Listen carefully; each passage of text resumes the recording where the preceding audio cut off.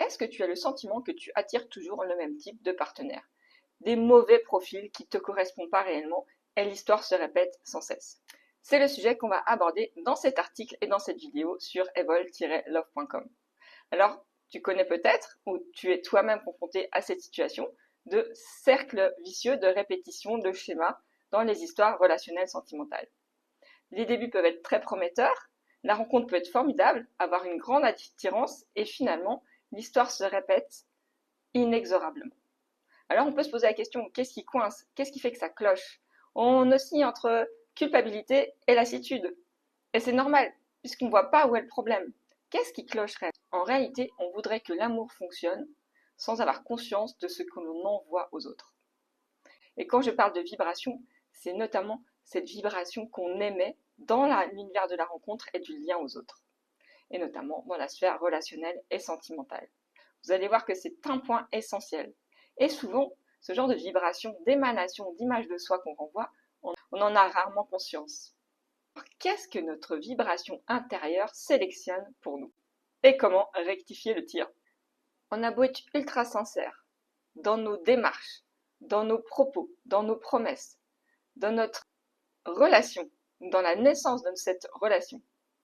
En réalité, ce qui va changer tout, c'est notre vibration intérieure. Le filtre intérieur ne ment jamais.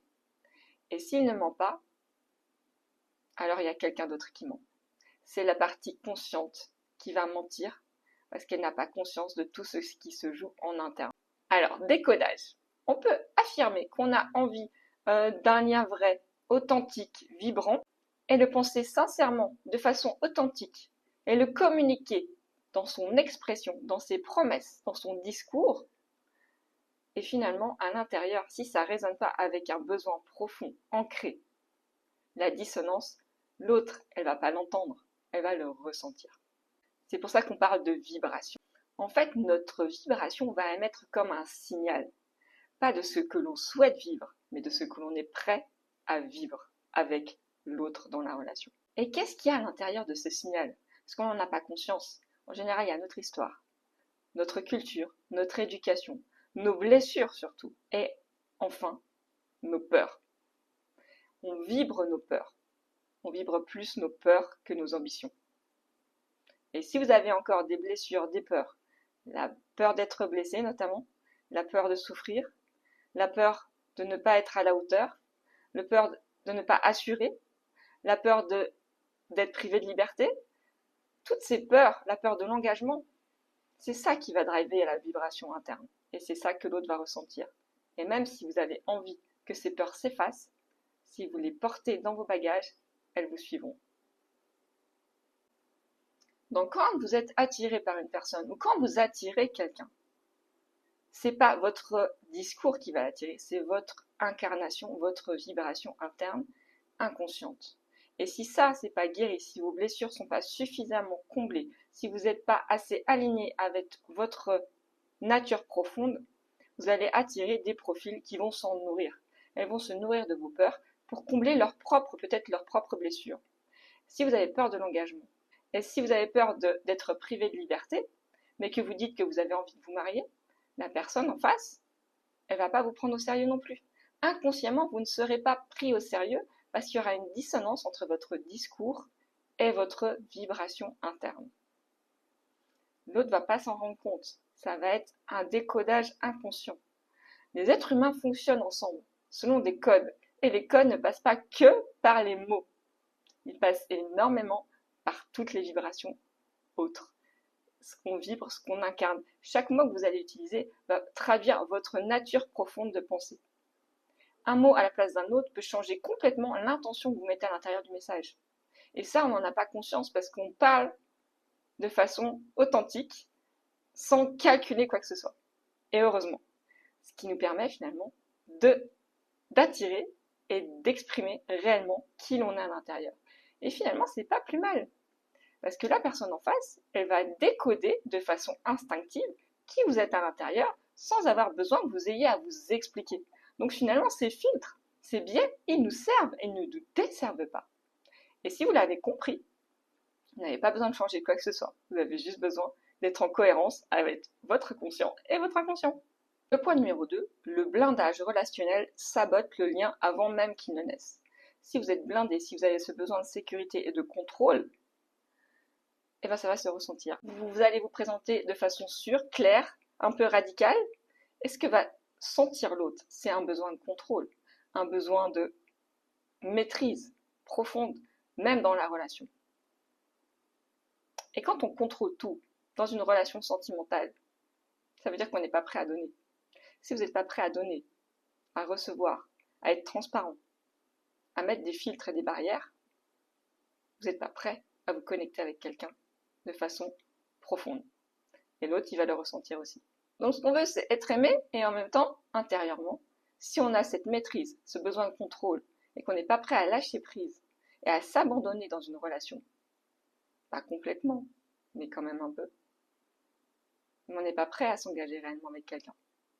Pas complètement, pas entièrement. Et c'est ça, avant de s'engager sur les papiers, en administratif, dans des mariages ou autres, c'est l'engagement sincère des cœurs, avant l'engagement même des corps. Bon, ça c'est chacun son truc. Avant l'engagement tout court, l'engagement du cœur sur ce qu'on souhaite réellement, c'est ça qui va être le plus important. Et souvent, on n'en a pas conscience. Quand on a ce besoin de maîtrise, de contrôle, et qu'on ne lâche rien, on n'est pas prêt à se montrer vulnérable. Donc on n'est pas prêt finalement à se montrer vrai, à se mettre à nu. Et ça, l'autre va le ressentir. Et si vous n'êtes pas prêt à le faire, pourquoi l'autre serait prêt à le faire? Il faut que ça marche dans les deux sens. Sinon, il y en aura forcément un qui va être blessé. Et comme vous êtes blindé, ce ne sera pas vous. Et l'autre en face, il va le sentir. Que le seul qui risque de morfler dans la relation, ce sera lui. Et ça va être très dur pour lui de vouloir aller plus loin avec vous, sans être blessé ou maîtrisé. Et une relation, c'est pas dans la maîtrise et le contrôle. Numéro 3, c'est que ce blocage, en réalité, vient d'un refus d'être transformé et transporté par une relation. On se dit qu'un lien demande de l'authenticité et de la sincérité, c'est vrai. Mais si on se ment à soi-même, si on n'est pas clair avec sa vibration intérieure, ce discours, il sonne comme une dissonance, une incohérence. Vous avez beau le souhaiter tout votre cœur, vous allez répéter les mêmes schémas. La relation n'exige pas plus de clarté. La relation exige plus d'exposition et d'ouverture. Si vous voulez créer une relation où vous allez être touché par l'autre et que vous allez pouvoir toucher l'autre dans son cœur, dans son âme, il faut que vous soyez prêts, vous aussi, à être touché à l'intérieur, au plus profond de vous-même. Et aujourd'hui, on n'est pas nombreux à être prêts à le faire. Et on est très peu à le reconnaître. En conclusion, on ne tombe pas forcément sur les mauvaises personnes. On tombe sur des personnes qui sont complémentaires et qui sont attirées soit par nos peurs, soit par nos blessures internes, soit par tout ce qu'on projette à l'extérieur et dont on a rarement conscience. Et si vous n'arrivez pas à créer un lien profond avec quelqu'un, ça peut être à cause de cette posture de maîtrise de contrôle, de ne pas être prêt à s'ouvrir complètement à la personne en face de vous. Et si vous en avez conscience, c'est un premier pas pour guérir tout ça et aller plus loin dans une relation qui vous ressemblera et qui sera épanouissante. Et là, je vais vous donner un secret. Plus vous serez prêt à être blessé ou à souffrir, moins vous souffrirez. Pourquoi? Parce que vous allez tomber sur des profils, des gens, des personnes qui sauront reconnaître votre authenticité, votre sincérité, votre vulnérabilité. Et s'ils le voient, ça reste des êtres humains. Ils ne vont pas forcément profiter. Au contraire, ils vont vous respecter dans votre entièreté. Et vous allez trouver des profils qui seront plus alignés avec vous-même, avec vos souhaits, sans pour autant être blessé ou souffrir. Vous aurez été prêt à le faire. Vous aurez été prêt à encaisser s'il le faut. Et vous allez rencontrer des personnes qui vous respecteront pour ça.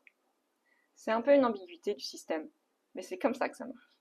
Et si vous ne me croyez pas, testez par vous-même. Bientôt, ciao. Tu ne veux pas juste comprendre, tu veux vibrer pour de vrai.